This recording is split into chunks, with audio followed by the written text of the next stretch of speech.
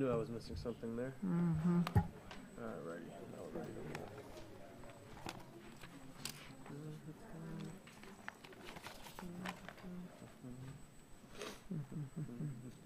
Is that more 4-H kids, Golly? All right. It's 7. Ready? This meeting of the Oak Park City Council is called to order. Please stand for the pledge. I pledge allegiance to the flag of the United States of America and to the republic for which it stands, one nation, under God, indivisible, with liberty and justice for all.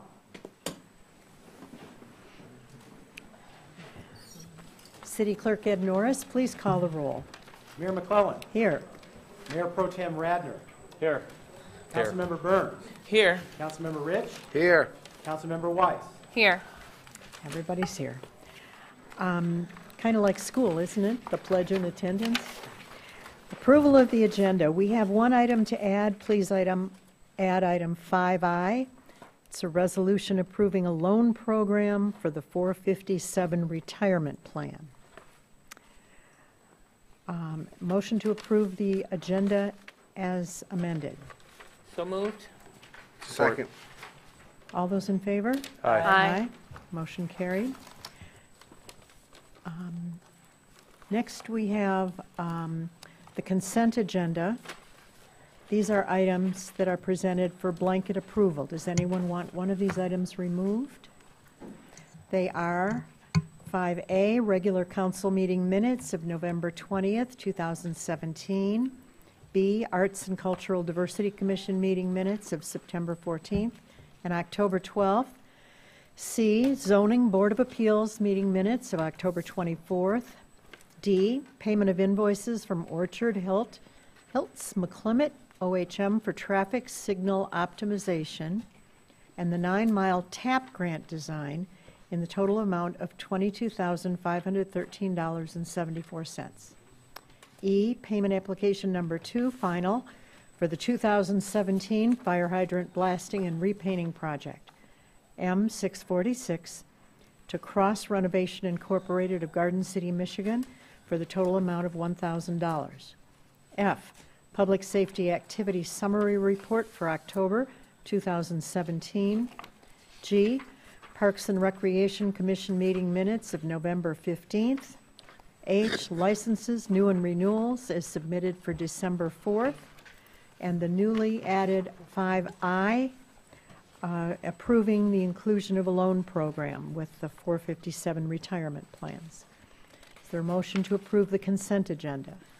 So moved. Is there a second? Support. Second. Okay. A roll call, please. Councilmember Burns. Yes. Mayor McClellan. Yes? Mayor Pro Tem Radner. Yes. Councilmember Rich. Yes. Councilmember Weiss. Yes. Motion carried. I don't see elected officials out there. Well, Yes, there yes, it is. Robert Yes. Wittenberg. State Representative Rob Wittenberg has a lot to talk about tonight. Thank you for coming. Sorry, I was hiding in the back over there, so. Oh, turn on your mic. Oh, yep, sorry. There it is. I should know that, but in Lansing, we always tell people when they're committee, but it's a red light, so I apologize. You have a green light here, so I was hiding in the back over there.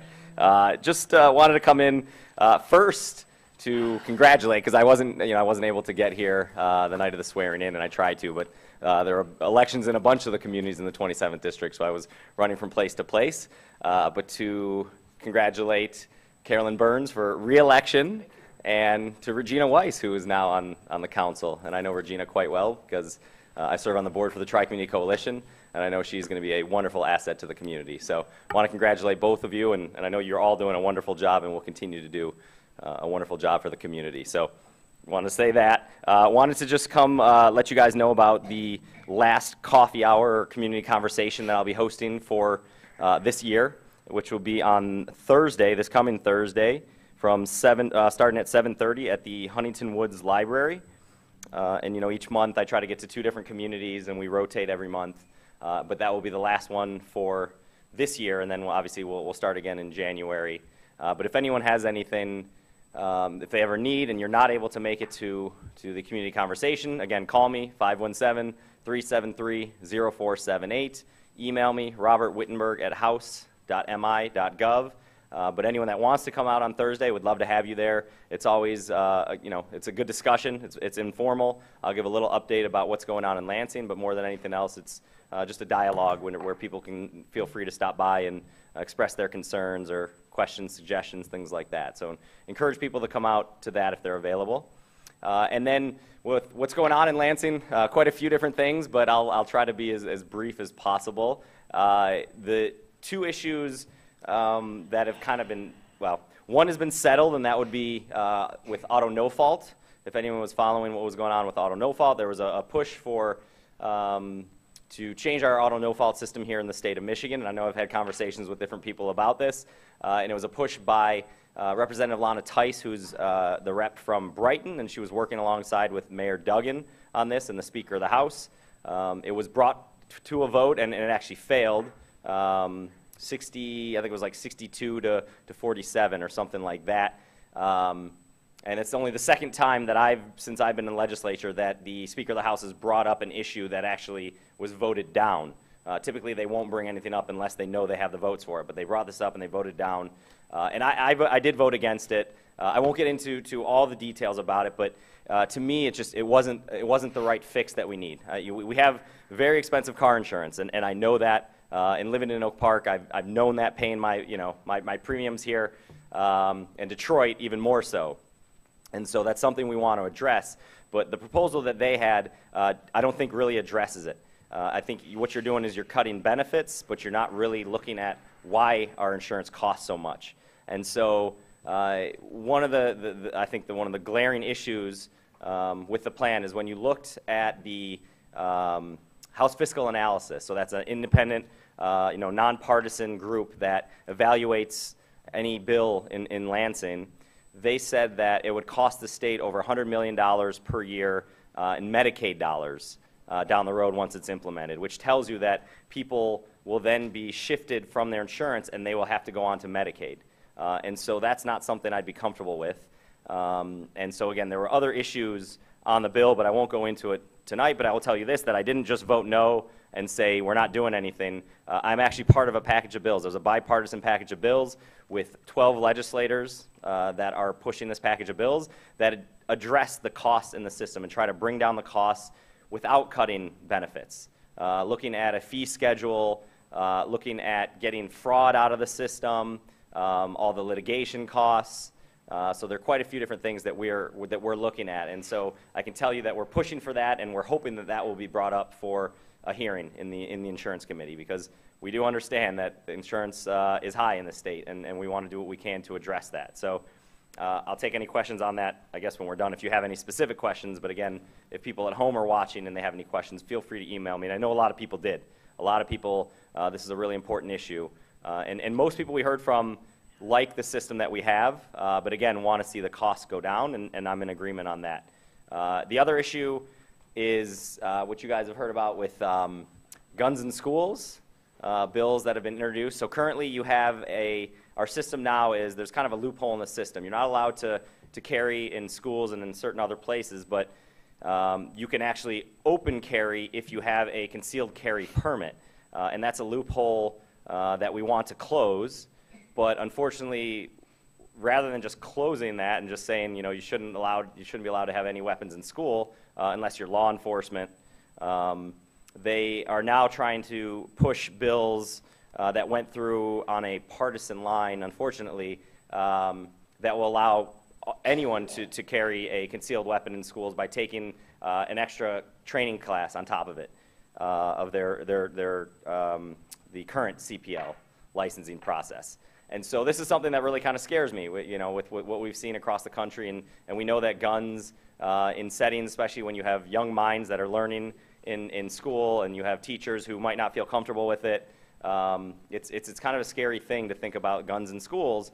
And I've talked to, superintendent of Oak Park Schools has reached out to me, all the different superintendents in the 27th district, teachers, principals, everyone said this is that they think this is a bad idea, and they would love to see this go down in flames. And so I know I'll be voting against this.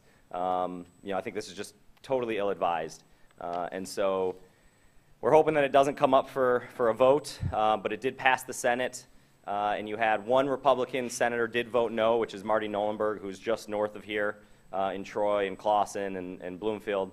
And on top of everything else, there's no local control, so you can't actually, they won't even let local communities decide if they want to allow guns in schools. And this also has to do with public arenas like U of M at the stadium, in churches, things like that. I mean, this could have some serious repercussions. So again, I think it's ill-advised, and I know it's something, if it does come up to the floor, I'll be voting against it.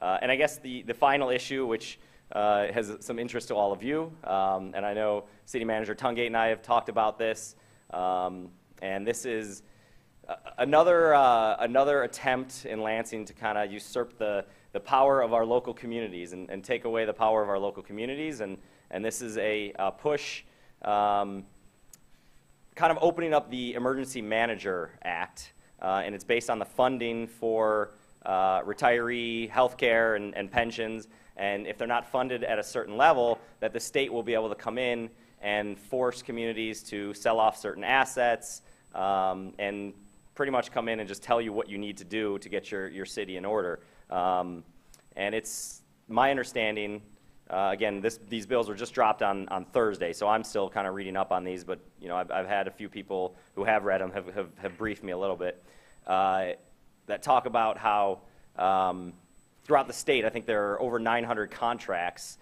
in place, and there are very few that would even fall in line with the issues that they're trying to address. And to me, it makes no sense to try to legislate based on a few. And so it could be very, very scary for our local communities. Again, this one I think you will see a little bit along party lines. Again, I hate to be partisan here, but I think all the Democrats have come out in solidarity against this, and there are some Republicans that have said the same kind of thing. So we're hoping that we stay strong and fight this off. And there was a committee that was put together, a task force, as to how to address our funding in our local communities, and they came up with some viable options. But this goes above and beyond what they recommended, which again doesn't make sense to me, because that's a waste of however many months that commission was put together and did their research and held hearings. So to me, it doesn't make sense for what they're trying to push. So I can tell you that my understanding is that it will be in committee this week, and after that, I don't know what's going to happen. It was referred to the Michigan Competitiveness Committee, and I don't serve on that committee, so I won't be able to be there in committee to watch the testimony. But I will definitely be keeping tabs on what's going on. So sorry for long-winded talk while I'm up here, but just want to give you a background, a little synopsis of what's going on in Lansing. With that, I will open up for any questions, but then just to remind everyone, Thursday, the coffee hour, if you want to come out, feel free, and we can talk about these issues and any other issues that are important to you. City Manager Tungate.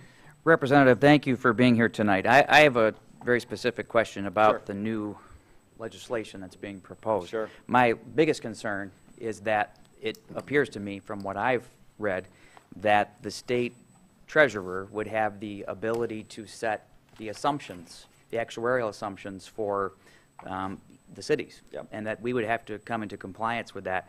We would lose all local control then, and that, any change in assumption at all can be huge. To the tune of millions of dollars for us, and obviously that would increase our annual contribution and would force us into a very dire situation. And we're not alone. Many communities That's right. would be in that situation. So I wanted to bring that to your attention. Okay.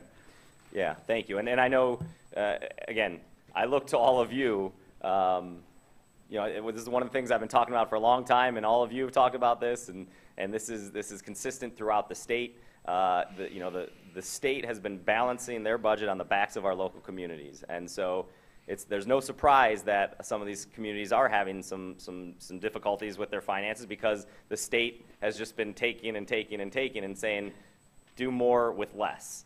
And then all the unfunded mandates that are passed on to you, it's an issue, and I get that. And so we're hoping that that we're not going to then, on top of everything else, take away any kind of control you have in your community. So as this progresses, I will keep you posted. I know I'll speak offline with you guys. And I obviously encourage you to keep tabs and keep me posted, and I'll do the same. Any further? Yes, Councilmember Weiss. When I talked to you earlier about this, Representative Wittenberg, you said that it could go to committee as soon as Wednesday. Is that Correct. correct? And then there would be a public forum of some sort afterwards? Well, the committee is public, so that's where it'll be Okay. public, is the committee. If I encourage people to go on to the Michigan Legislature website, and now I'm drawing a blank on, I don't know if it's michiganlegislature.gov. Actually, Carol, you would know, you might actually remember. Michigan legislative.gov. Okay. Committees. Sure, and so you can look at committees and look at when they meet, and they have to post 18 hours ahead of the committee. And so that committee meets on Wednesdays, and so that would be my guess, is that it will meet this Wednesday, and they will be bringing up these bills. And it's a package of bills. They were introduced in the House and the same, an identical package in the Senate as well. So I think they're going to probably bring it up for hearings in both chambers and see how it progresses. So, but yeah, I encourage people to keep tabs on that. Thank you. Yep. I missed which committee. It's called Michigan Competitiveness. And so, yeah, again, you can go online and look up the committee, and you can actually, I would guess that it'll be televised. We televise committees in Lansing. There's a House TV channel, the legislative TV channel, and they televise committees, and especially one like this where we know there's going to be a lot of public opinion. And so my guess is that this will be televised, that you can watch on your computer. So if you go to the website on the main Capitol, it will have a link for, say, House TV. That's right. You can That's just right. click on that and it'll link Yep. to it. So I encourage people to for House this- TV. Thank Yeah. you. Not local here in Lansing. And I Right. encourage people not just on this issue, on all different issues. Keep tabs on what's going on in Lansing. It's really important for people to stay engaged and aware of what's happening. So, Thank you for keeping us in touch. my pleasure. It's Bring us good news next time. That's right. I hope to do exactly that. And then if again, this will probably be the last meeting I'll be at for this calendar year. So if I don't see people at the community conversation on Thursday, I wish everyone happy holidays and a happy new year, and hope that 2018 will be a successful year for everyone. Amen. So, thank you. Thank you. We have next special recognition presentations, public safety merit citations, Public Safety Director, Steve Cooper. Good evening to the mayor, our mayor pro tem, our city council, our city manager. Just want to thank you again for the opportunity and the forum to come before you to acknowledge some great work that's being performed by our public safety officers.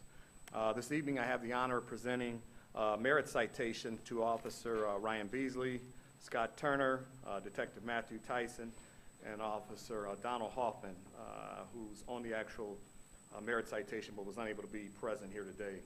The incident that I'll be speaking about here in just a minute or so involves the heroic life-saving efforts of the officers that are standing in the back of the council chambers here that they performed on a 3-month-old infant. And like I said, as I read the citation, you'll understand the gravity of the situation there. As I call the officer's name, I'd ask you to come, please stand front and center and face the audience for me. Officer Ryan Beasley.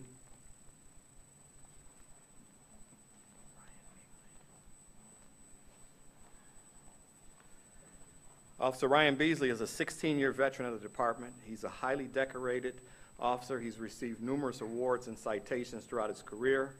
Officer Beasley also served several years as one of our field training officers. He's currently assigned to the day shift.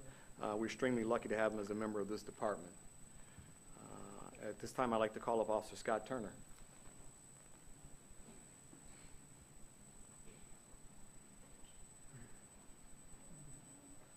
Officer Turner is a 16-year veteran of the department. He's also highly decorated and has received numerous awards and citations. Officer Turner is one of our evidence technicians for the department, does an outstanding job performing these additional duties. Officer Turner is currently assigned to the day shift and is becoming a regular recipient of various awards. I believe it was just a little over a month ago that Scott was standing here before council and some members in our chambers here receiving a very similar award. So we're very extremely fortunate and happy to have him as a member of this department as well.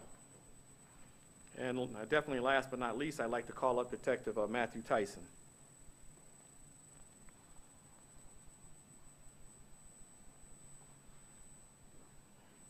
Detective Tyson is a 15-year veteran of the department and was recently promoted to the rank of detective.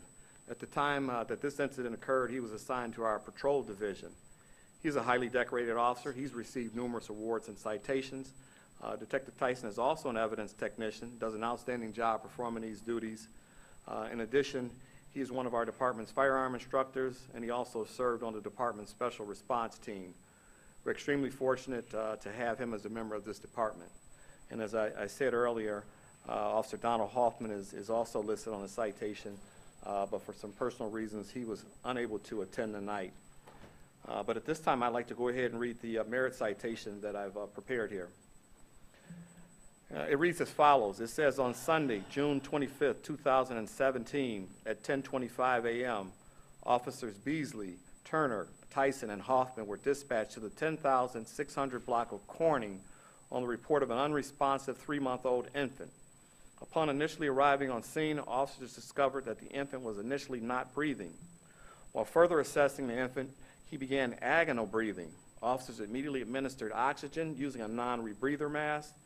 Officers also began rescue breathing for the infant.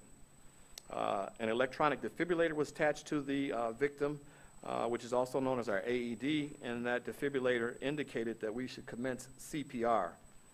While administering CPR, Alliance Ambulance arrived on scene, assumed primary care of the infant, and officers continued to assist Alliance Ambulance while transporting the infant to Beaumont Hospital.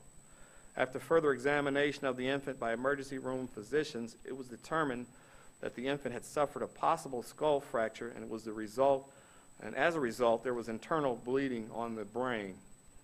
Further investigation by our detectives from the Investigations Bureau determined that the infant's father was responsible for the abuse of the infant. The father was subsequently charged and pled guilty to a child abuse 2nd degree. The infant has been released from the hospital and is recovering well. Due to the quick response, decisive actions of Officer Beasley, Turner, Tyson, and Hoffman, they significantly contributed to the saving of this 3-month-old infant's life. And I am commending them for the excellent manner in which they performed their duties in this incident. And the merit citation is signed by myself, the Director of Public Safety, Steve Cooper.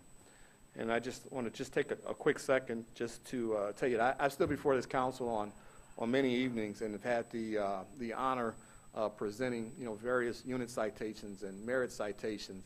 And I would be lying to you if I told you that it ever gets old.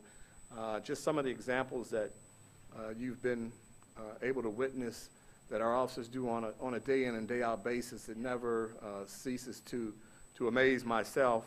And under the dire and stressful circumstances that they perform these duties is just admirable.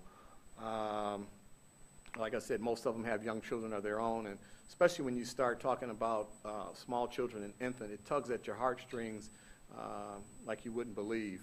And for them to come up here and perform those duties under those stressful situations in the manner that they perform them under is nothing short of just outstanding and extraordinary. And like I said, it always gives me great pride and honor to stand before you, not being a direct cause of this infant's life being saved, but to know that we have such honorable men and women that serve on this department on a day in and day out basis. And like I said, it never gets old, so I would like to sincerely congratulate each one of these fine officers and men here, and let them know that we do not take for granted, and I definitely do not take for granted the job that you do on a day in and day out basis. And keep doing what you do. God bless you, and I love each one of you. So.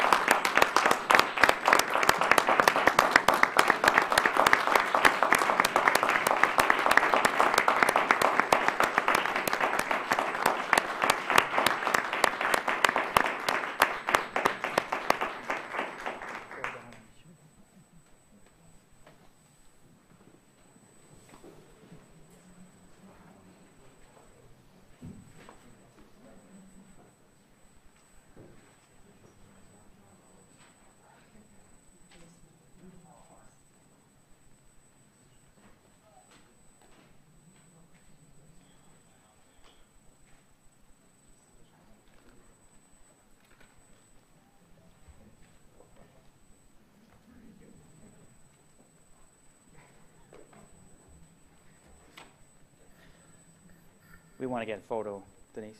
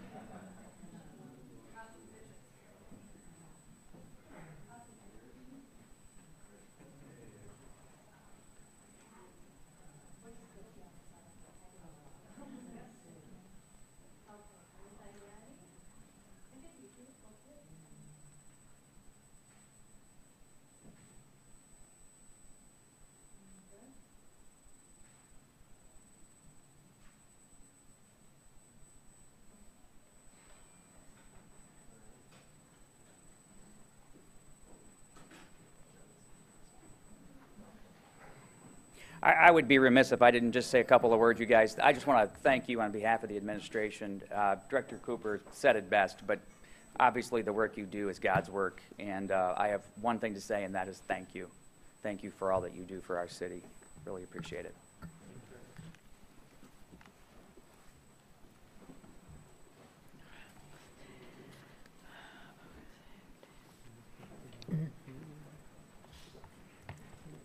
Our public safety officers face the things that we don't want to face.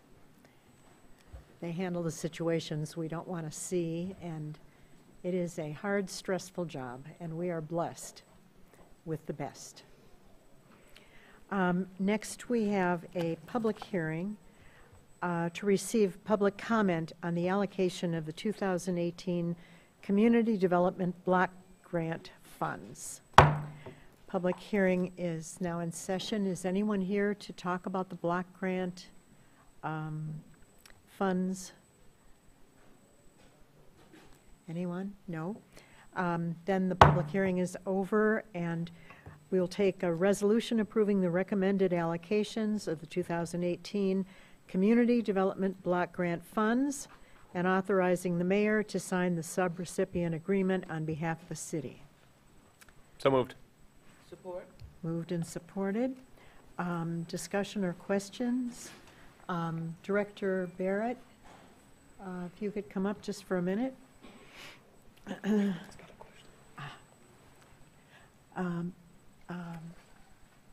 Councilmember Burns.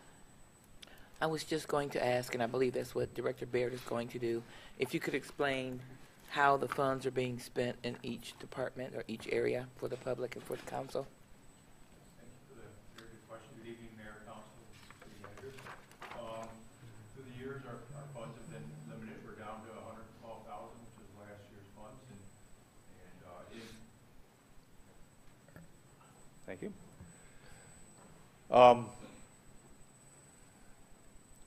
We are expected to receive an allocation $112,500, $112,500. And the funds are allocated as described in my agenda item here, where we're talking, supporting code enforcement is one of the projects which is really needed in our poor neighborhoods, and also public services, which is yard services, which allows for senior citizens of low income to receive lawn cutting services and snow removal services and fall cleanup services. Okay. Now for code enforcement, can you be a little more detailed?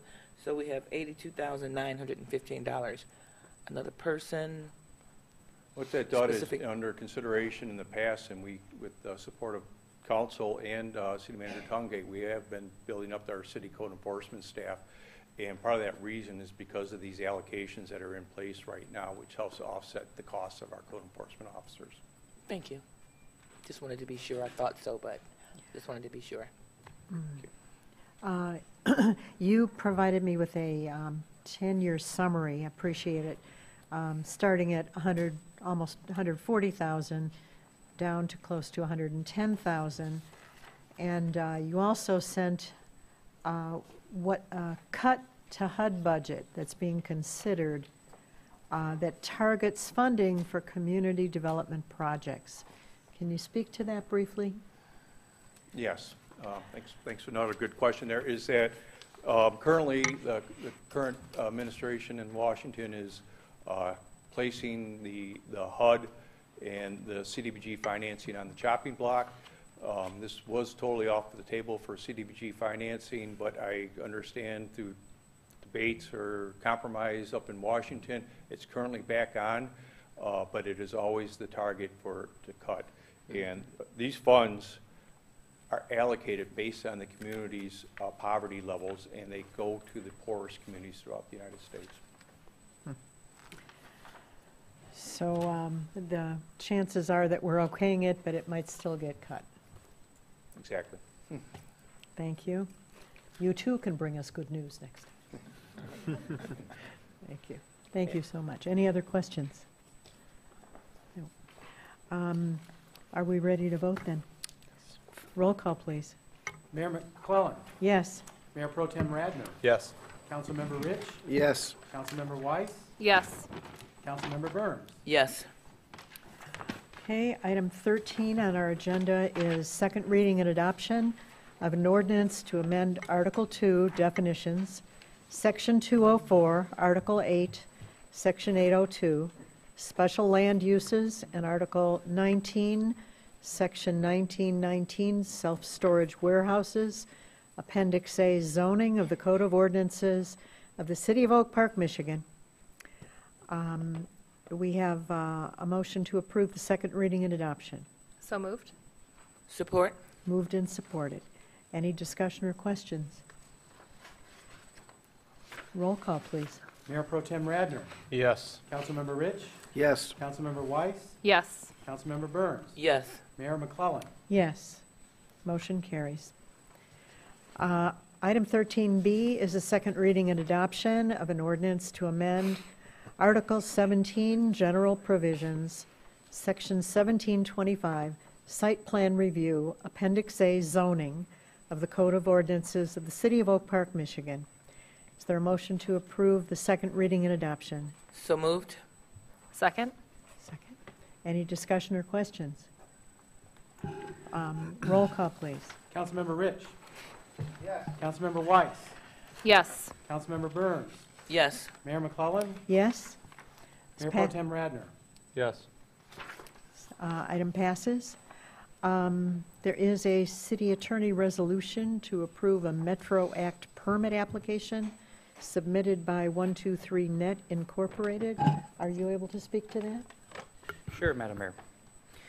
The city received an application request by 123 Net for a Metro Act permit to use the public right-of-way within the city for the purposes of installation of fiber optic cable. This is a standard request that we have an application fee of $500 for. We've determined that it complies with all necessary statutes. And in addition, they have named the city additional insured in their liability coverage. Wonderful. Any, first, I guess we need a resolution approving this Metro Act permit application. So moved. Support? Moved and supported. Are there questions for City Manager Tungate? Yes. Yes, Councilmember Burns. Is this just an upgrade of the current cable? Is this a new, the way I read it, I thought it was new. And I don't know if it, I'm sorry. I'm sorry, yeah, because it talks about the path that it takes and where it's going to go. I just have two questions. Does this benefit the city in any way? And if so, how? Or is this just an upgrade to something that's existing, which is not, because it sounds like it's something new? I'm going to defer that to Director Barrett to answer those specifics. Good evening again. I think I heard most of your question here. This is not a public upgrade for everybody's use. This is specifically serving a business on North End.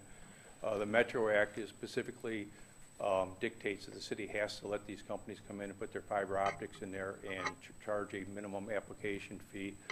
The Metro Act is primarily protecting private industry on this, where a lot of communities used to charge outrageous fees for them to come in or would deny them to come in. So there's the act has a lot of protection rights in there for these fiber companies.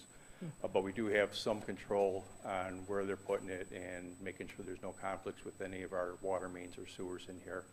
And we're in the process of doing the construction permit review right now to make sure they're in compliance with our needs. Okay, thank you. Any other questions? Yes, Councilmember Weiss. From my understanding, and I just want to verify, this is only for, this will only affect a certain area where the company that is requesting it will be putting it in. It won't affect any residents. Like, a resident wouldn't have to pay to repair their sidewalk or something as a result of this. Correct. We will hold them responsible for any damage that they do. They'll have a performance bond when they're constructing these. Part of this work is above ground from utility pole to utility pole that they rent out from Edison, and other portions where it's not feasible, they have direct ferry cable. But we will, our residents in the city of Oak Park will not be responsible for any damages that they do. Thank you. Any other questions? Roll call, please. Councilmember Weiss. Sorry. Yes. Councilmember Burns.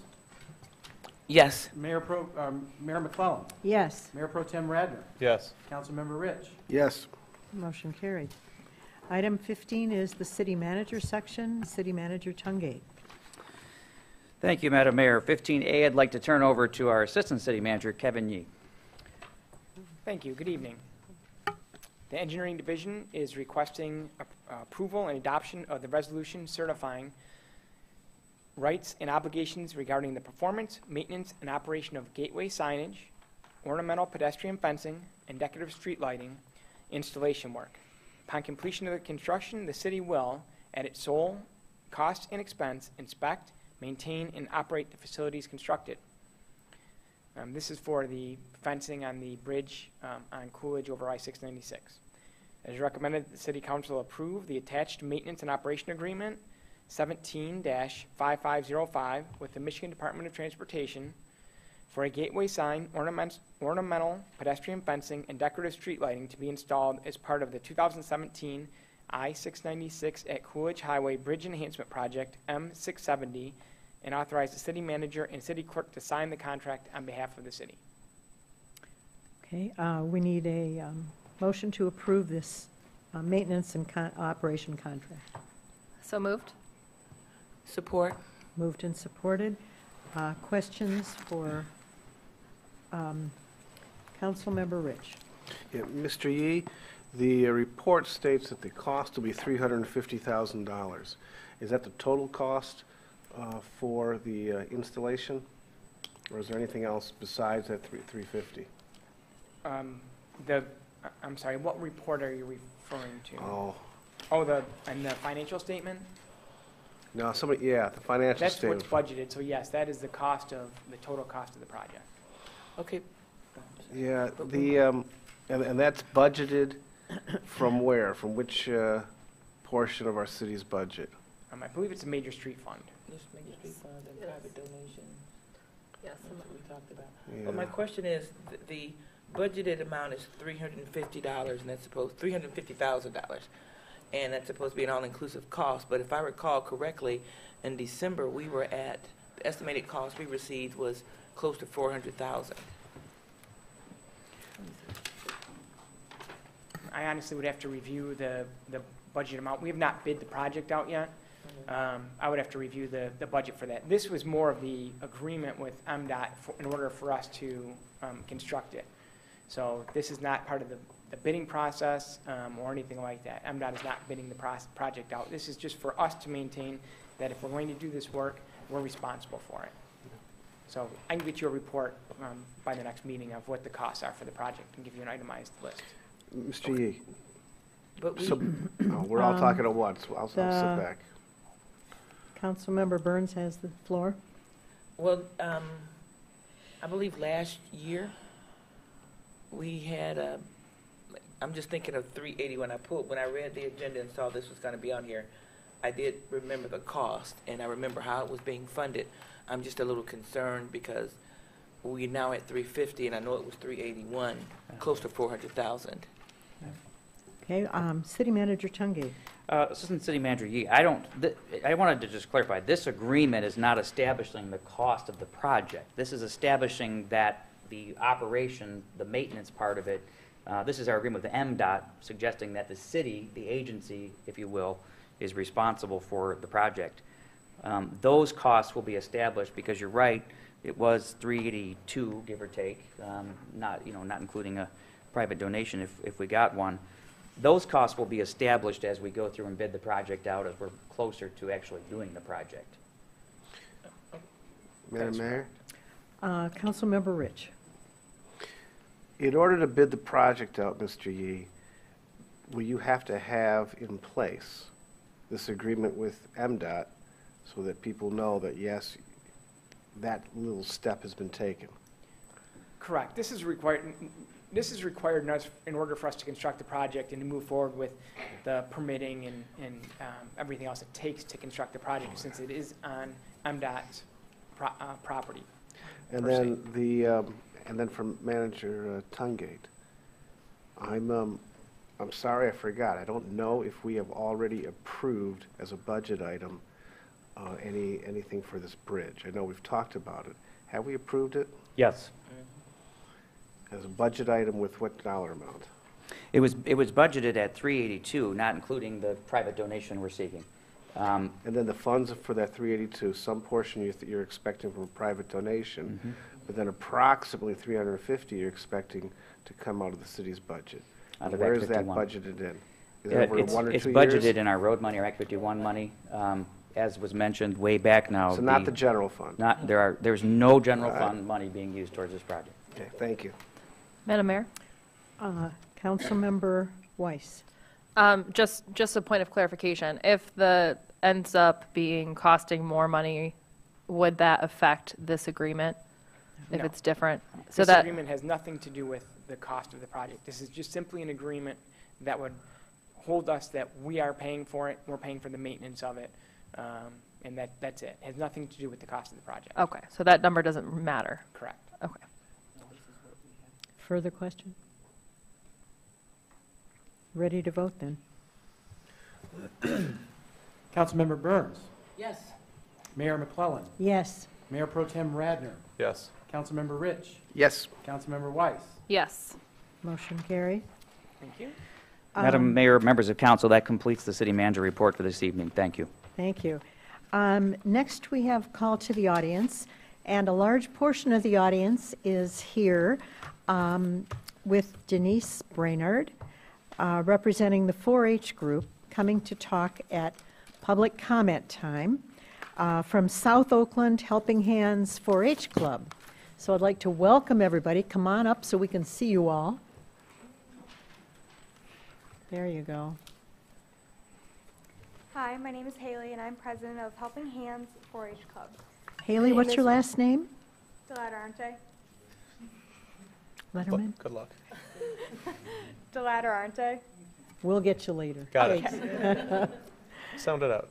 My name is Reagan, and I'm Sergeant in Arms for the South Oakland Helping Hands 4-H Club. Welcome. Thank you. My name is Lauren Pierce, and I am the secretary of the South Oakland 4-H Club. My name is Michaela Pierce, and I'm a member of 4-H. So, what 4-H is, a lot of people think 4-H is just livestock, like pigs, horses, and cows. But 4-H is so much more than that. What we do, we're a community service-based group. That's our main focus. But we also do more than just community service. We learn skills, we practice public speaking, we walk in parades, and help out when we can. 4-H is open, our club is open to ages 5 to 19 for people who want to work together with other kids to improve their community, to make new friends, and learn important leadership skills. We also have a lot of fun. Like at our last meeting, we made Christmas cards for overseas soldiers. For our meetings, we try and focus on 25% business, 25% fun, and then 50% learning. That's kind of what we base all our meetings off of. We meet every Tuesday from 6 to 8 at the Berkeley Community Center, every other Tuesday. Our next meeting is on December 12th. Does anyone have any questions? Wonderful. You done, or is there anything else that's going to be said? Because I do have a question. That's it, yeah. How old are you? Me, I'm 15. And how old are you? I'm almost 13. Well, you're both exceptional public speakers, particularly given your age. Really. Thank you. Thanks for coming out here, and thanks for your comments. I have a question. I have a question too. Is there a How long question? Yeah. How Yes, long have you guys been in existence? We just recently started it, I want to say, a month and a half or 2 months ago. Okay. Oh. Wish you the best of luck, and it's a wonderful cause. Thank you. Do you guys go or went to Anderson? Yeah. I did, I yeah. remember you from ACE, the ACE program, Yeah. and I just want to say you're awesome and you're showing really good citizenship. So good job. Thank you. And you didn't even let the adults speak. It's not about the adults. That's so nice. That is so nice. Well, we wish you best of luck in your new endeavors, and we'll watch your careers with great interest. Thank you so Thank much. you. Thank you for your time.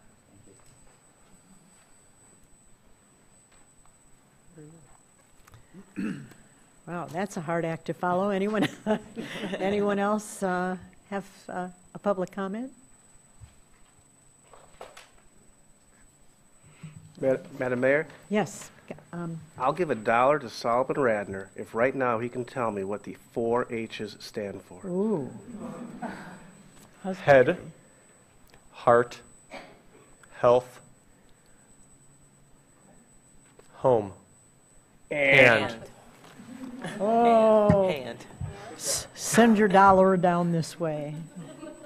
3 out of 4 is not bad. That's not. 75 is way better than I ever did in school. Okay, let's see. Okay, I don't know if you're aware, but I went to Charlotte, North Carolina with our city manager, Eric Tungate, and members of the staff, Building Director Rob Barrett, Assistant to the City Manager Crystal McLean, and Economic Development Director Kim Maroney. And it was a phenomenal experience because these are the top people from around the entire country teaching classes all day to the mayors and staff on best practices and things other cities are doing that are successful. And I'd invite the rest of council members to consider coming to the next year's event because it was amazing way to learn about city government. Let's see. Oh, we found out what will bring people to the library. We found out owls will bring them. And the Howell Nature Center people brought 4 owls to the library. And 100 people turned out to see them. I think it was the Harry Potter fans that came out. Everyone had to sit very still so as not to spook the owls. And the handler walked them down the center aisle. 4 different breeds of owls. And the library is a happening place right now. Lastly, keep an eye out for the amazing job our DPW department is doing decorating the city for the holidays. It was nice timing this year, looking outside. The blue and white trees look phenomenal, and if you've been down to 9 Mile and Coolidge, there's trees at the corners there that look wonderful. And it's cheerful, it's a community pride item, and we're very grateful to them for doing that. And on to Mayor Pro Tem Radner. Thank you, Madam Mayor. Thank you all for coming out, and have a lovely evening. And thank you, young ladies, for speaking. Yes. Councilmember Burns. thank you, everyone, for coming out. Please be safe as we have changed the time. We are back to it getting dark really, really early. Yeah. So just be conscious of the darkness and act accordingly. Have a pleasant evening. Councilmember Weiss. Thank you, everyone, for coming out. Thank you, ladies, for your presentation. And I just want to say that for those who are residents of East Oak Park, the East Oak Park Neighborhood Association will be having their annual holiday get-together on Thursday at 7 at Kennedy School. So if you are a resident of East Oak Park, you are welcome to attend that. And also, I wanted to remind everyone that the Recreation Department still has their 5-year survey out, and you can access that on the website if you want to have some input into the Recreation Department's 5-year plan. And thank you for coming out. Councilmember Rich. Thanks, everybody, for coming. Have a good night. Thank you. There being no further business to come before this council, this meeting is adjourned.